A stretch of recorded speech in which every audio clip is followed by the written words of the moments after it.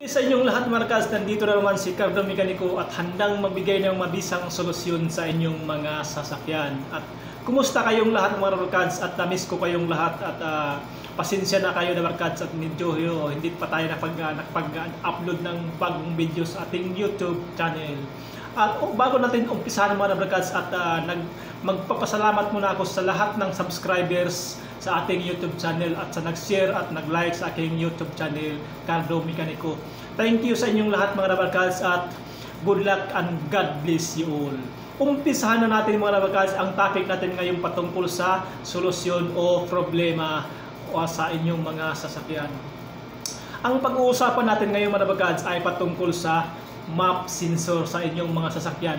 Itong map sensor na Barkads ay ginagamit to o meron to sa inyong mga sasakyan sa mga electronics na mga sasakyan or computer box sa ating mga sasakyan. Kasi mga Barkads, kung lumang sasakyan ay wala silang nakakabit dito. Ang tinatawag doon sa mga luma ay tinatawag na servo sa itong mga sasakyan. Ngayon na Barkads, umpisa natin ano ba talaga o gaano ba talaga kaimportante itong map sensor sa inyong mga sasakyan or ano ba talaga ang trabaho ng inyong mga map sensor sa inyong mga sasakyan. Uunahin na Barkads natin ang pag-uusapan ang ano ba yung trabaho ng map sensor sa inyong mga sasakyan. Ito, kung titingnan niyo mabuti na Barkads, ito yung map sensor ng Ford Explorer. Bawat sasakyan na Barkads ay meron siyang map sensor na tinatawag. Ngayon na Barkads, ano ba yung trabaho ng map sensor? Siya yung nagbibigay ng impormasyon papunta doon sa ating mga computer box sa ating mga sasakyan. Siya yung nagbibigay ng impormasyon papunta doon sa ating mga computer box sa ating mga sasakyan. At siya yung nagkakaman ng magbigay ng signal papunta doon sa ating mga computer para magbigay ng pinakamaganda mga Barkads. Take note ha, pinakamagandang buga ng gas, pinakamagandang buga ng gas sa ating mga fuel injector at pinakamagandang timing sa ating mga makina. Yun lang naman na Barkads, gaano ka-importante ang ating mga map sensor sa ating mga sasakyan. Siya lang naman ang nagbibigay ng pinakamagandang buga ng gasolina papunta sa ating mga injector at siya ang nagbibigay ng pinakamagandang timing sa ating mga sasakyan. Isipin nyo na Barkads kung gaano siya ka-importante sa ating mga sasakyan. Yan ang trabaho ng map sensor sa ating mga sasakyan or sa inyong mga sasakyan. Ngayon na Barkads, paano kung hindi na 100% ang trabaho or hindi na 100% ang binibigay niyang signal papunta sa ating mga injector kasi nagmamalfunction na siya na Barkads. Paano ba yung sintomas kung nagmamalfunction na yung map sensor sa ating mga sasakyan or sa inyong mga sasakyan? Kung kaya mga Barkads, kung mali na yung bigay ng signal na Barkads sa inyong mga map sensor na Barkads papunta sa inyong mga computer box sa inyong mga sasakyan ay magbubuga siya ng marami ng fuel gasolina papunta doon sa ating mga injector. Hindi niya makokontrol kasi hindi na siya gumagana na maayos o hindi na siya nagbibigay ng 100% na signal papunta doon sa ating mga sasakyan. Hindi na makokontrol ng computer box ang pagbuga ng maraming gasolina papunta doon sa ating mga injector. Kaya mahahantong mga Barkads ang pagkasira sa ating mga spark plug at magkukus ng fuel rich mixture sa ating mga sasakyan kasi hindi na makokontrol ng computer box ang buga ng gasolina kasi mali na yung bigay ng signal papunta doon sa computer box sa ating mga map sensor sa ating mga sasakyan. Kaya mahahantong na Barkads sa pagkasira ng spark plug sa ating mga engine kasi magsintomas na siya na Barkads na mag-fuel rich mixture ng ating mga engine. Yun na Barkads ang dapat yung tandaan kung nagmamalfunction na yung map sensor sa ating mga sasakyan na Barkads. Yan ang una niyang sintomas, yan ang una niyong mararamdaman sa inyong mga sasakyan kung nagmamalfunction na yung map sensor sa inyong mga sasakyan. Ngayon na barkads, ano ba talaga ang mayroon siyang 4 na sintomas na barkad. Take note, mayroon siyang 4 na sintomas sa ating mga sasakyan na ating mararamdaman habang ang sasakyan natin ay ating ginagamit or pinapatakbo sa araw-araw.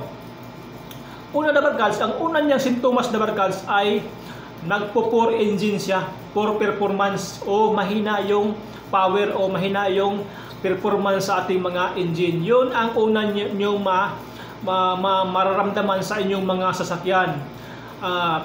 Poor performance. Ang pangalawa na barkads ay vehicle surge during low speed. Vehicle surge during speed. Yun ang pangalawa nyong mararamdaman sa inyong mga sasakyan na barkads kung nagmamalfunction na yung or may sira na yung map sensor sa inyong mga sasakyan.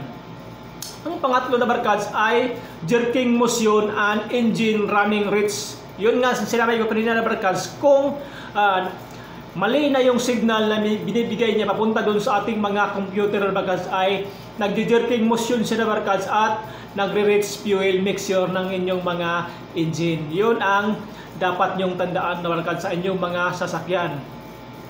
Ngayon na barkads, yun ang tatandaan nyo na barkads sa inyong mga map sensor sa inyong mga sasakyan. Nag-jerking motion siya at saka minsan na barkads ay naka-up and down siya na barkads ang inyong mga RPM gauge sa inyong mga dashboard dun sa harap. Makikita nyo minsan na barkads ay nag-up and down ang inyong mga RPM gauge sa inyong mga sasakyan. Kasi na barkads ay meron ng sintomas na bad na yung or sira na yung map sensor sa inyong mga engine. Ngayon na barkads, saan ba nakakabit tong map sensor? Saan ba ito nakakabit tong map sensor sa inyong mga sasakyan? Ito na barkads, nakakabit ito na barkads sa mismong paligid ng intake manifold. Yung intake manifold na barkads ay nasa gilid ito siya nakakabit.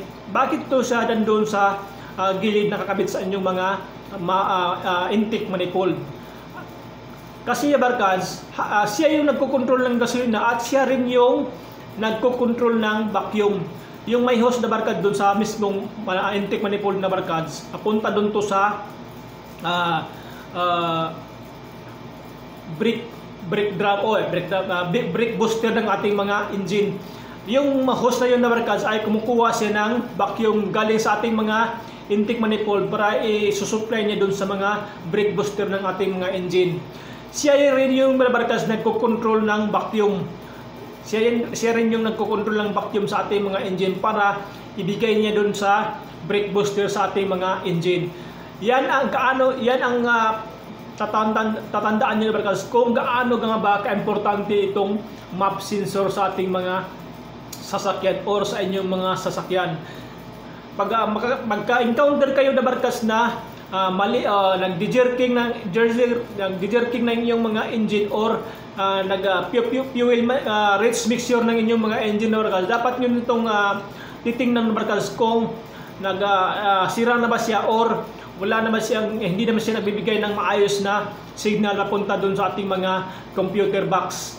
Kaya dapat nyo siyang palitan na barkads para maibalik na yung tamang bigay na fuel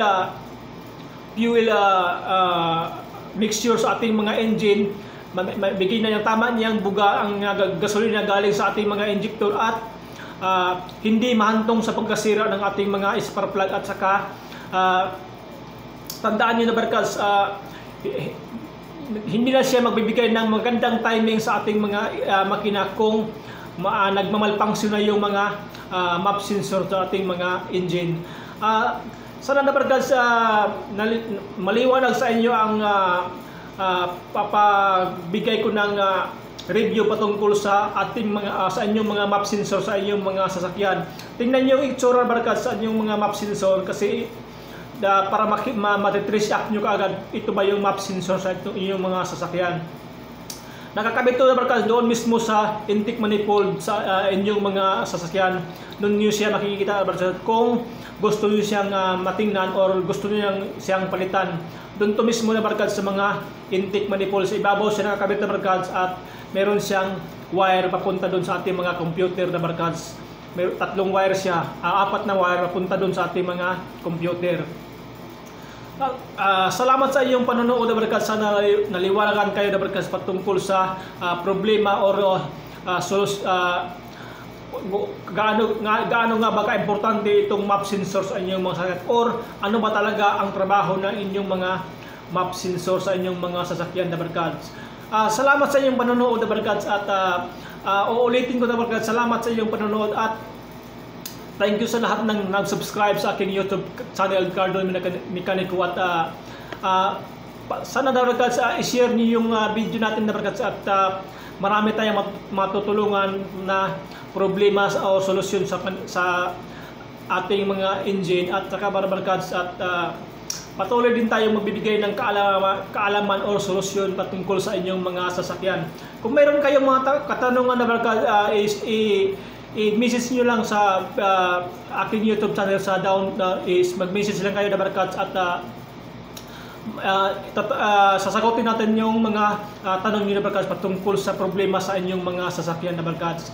Thank you sa inyong lahat na barkads at don't forget to like pindot the bell button sa ating YouTube channel na barkads at share nyo yung ating video para marami tayong matutulungan na barkads. At sino ba yung magtutulungan kundi tayo lang mga Pilipino, at sino ba yung magbibigay ng knowledge sa ating mga kababayan na wala pang masyadong kaalaman o patungkol sa solusyon sa problema ng kanilang mga sasakyan, kundi tayo lang mga barkads. At good luck sa ating mga barkads. Thank you sa inyong lahat at don't be a parts changer.